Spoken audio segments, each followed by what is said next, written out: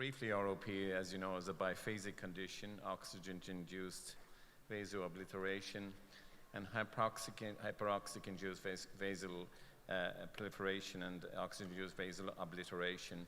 And VEGF has been recognized for some time as playing a central role in the pathogenesis of this condition.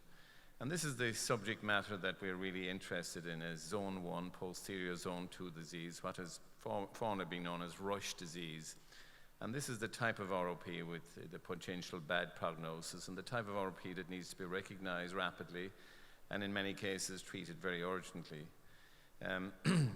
Some years ago, we looked at all of this in terms of zone 1 disease, and before the new guidelines, many of us were treating zone 1 disease well before these were recognized, and this is what you don't want to see in stage ROP and a blind child. And before all this happened, we tried to do other things in terms of going inside the ridge with laser, and we published this in the BGO in 1995 with Kees Elghawi and myself, diode laser to the vascular retina. And it's been repeated by others, and it had some success. Avastin as a monotherapy for retinopathy was recognized and published by Helen Hittner in JAPOS in 2010.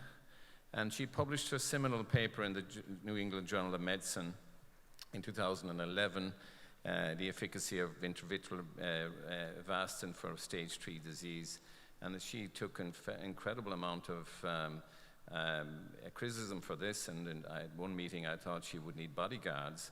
And some of the people who were criticizing her then and saying how this was unethical and so on, are the very people that are now publishing some incredible stuff on the use of intravitreal Avastin. She reported that 6% recurrence rate with intravitreal Avastin and about 42% recurrence of ROP after laser treatment in zone 1 disease. So, as you know, VEGF plays a critical role in the development of a retina and as a survival factor for retinal neurons and in the health of the retinal pigment epithelium. And of course, the risks are obviously of cerebrovascular disease, myocardial, pulmonary function, and these were the risk factors. And then, of course, the dose of Avastin and others became an issue, and the timing of treatment. Obviously, initially when we started to use Avastin, we found that there was a very mixed response in stage 4 disease, and it's VEGF is not a good idea once you get into stage 4 disease because it induces tissue contraction and fibrosis, so it's got to be used much sooner. The systemic safety of Avastin has never been established, and Avastin is a more large molecule and has a longer half-life. So obviously, other agents such as Lucentis are now being used by other people. This has been a study showing the systemic side effects. We did a study in zone 1 disease where some time ago, published this some time ago, so we used the adult dose with a big volume, injected about 3 to 3.5 milliliters from the limbus with a 23 gauge needle. We used 14 children, gestation age, the usual gestation age, the common time when it occurs, all procedures, and we still do all of these, even laser under morphine infusion in the NICU, and the injecting under aseptic conditions, 3 millimeters from the limbus. And these are the children we treated. Time doesn't permit me to go into it. And we included the follow-up at 1 year, MRI scans, all that.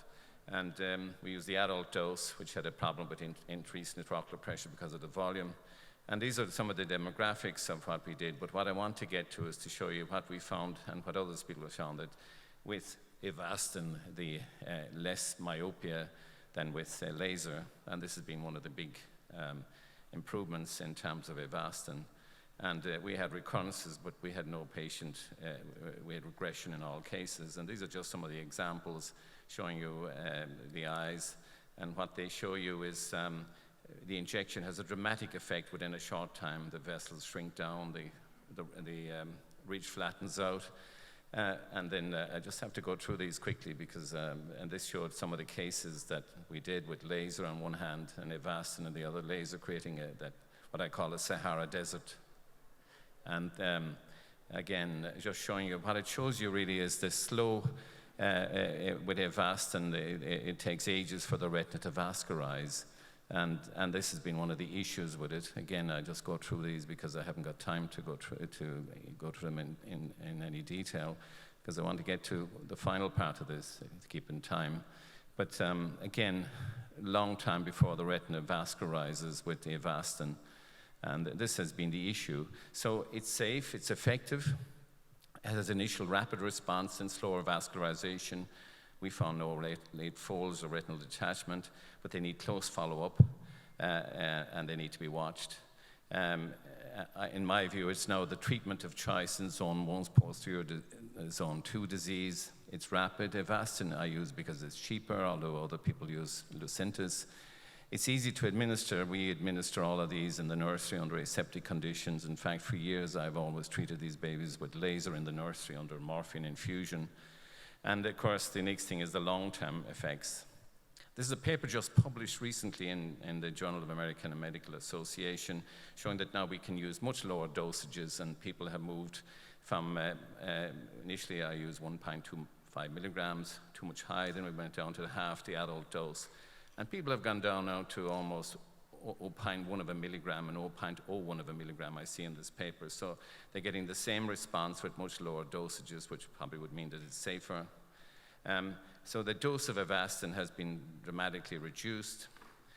Other agents are now useful in this condition, and people use Lucentis, think that it's safer. What's the change we've made is that because it takes a long time for the retina to fully vascularize, and you have to watch these forever, and it goes on for months. And there's been reports that even then that the retina doesn't fully vascularize, and it's very hard to examine the periphery of the retina in these kids when they get older for a lot of reasons. So the only change I've made in my practice is that I now laser these babies at a later stage. I laser the peripheral retina in these babies. But in terms of, I think this has been a huge breakthrough in terms of ROP. And it's confounded all the critics. And I think Helen Hittner was amazingly well to do the study. And we've all benefited from her study. And I think it is a phenomenally useful agent. Some people now use it as a mainstay of treatment and don't do laser anymore. My practice is to do Avastin in zone 1 posterior zone 2 disease, wait for them to vascularize into the anterior retina, and then do laser, which reduces the follow-up time and makes it more safe. I've seen one case where the child ended up coming back at 40 weeks, being missed had Avastin, was missed, and then ended up 3 months later coming back with a blind, both eyes totally detached. So I think lasering the peripheral retina is safer, and it might also eliminate the need or the view that some of these kids may end up with detachments later on because the retina doesn't fully vascularize after Avastin. Thank you very much.